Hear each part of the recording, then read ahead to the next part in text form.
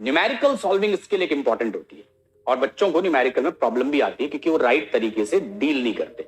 एक सबसे छोटा सा एग्जांपल, क्वेश्चन पढ़ा, अब क्वेश्चन पढ़ा, क्वेश्चन इजी है, क्वेश्चन इजी है तो बट वी थॉट यार ये तो इजी है, टाइम वेस्ट क्यों करना, तो फिर आप धीरे से अपनी नोटबुक को आगे करते हो और सोल्यूशन देखते हो, हाँ यही तो मैं सोच रहा था, टाइम बच गया मेरा, अगला क्वेश्चन में आए।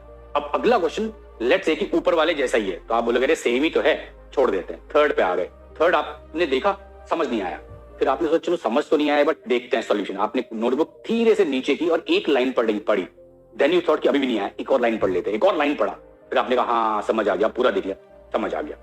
तो इस तरह से आप कर रहे होते हो।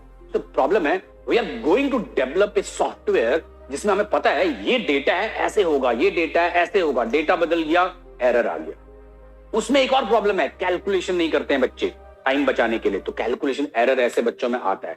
उसमें एक और प्रॉब्लम है, उस बच्चे को ये पता है कि इस क्वेश्चन का सही तरीका क्या है, उस बच्चे को ये नहीं पता इस क्वेश्चन के गलत तरीके क्या है, तो जब भी वो अटेम्प्ट लेगा एरर होने की परसेंटेज ज्यादा होगी। अब एक और तरीका लेते हैं कि जहां आपको एक क्वेश्चन लिखा हुआ है, नीचे आंसर नहीं है, कोई सोल्यूशन नहीं है, आपने क्वेश्चन पढ़ा, आपसे नहीं हुआ, आप सोचने लगे, अब आप सोच रहे हो। देखो दो अलग अलग तरीके थे, एक वो तरीका जहां पे क्वेश्चन और उसके साथ डिटेल सोल्यूशन था। तो जब क्वेश्चन और डिटेल सोल्यूशन वाला तरीका था उस समय पे उस बच्चे ने हो सकता है 10 क्वेश्चन कर लिए।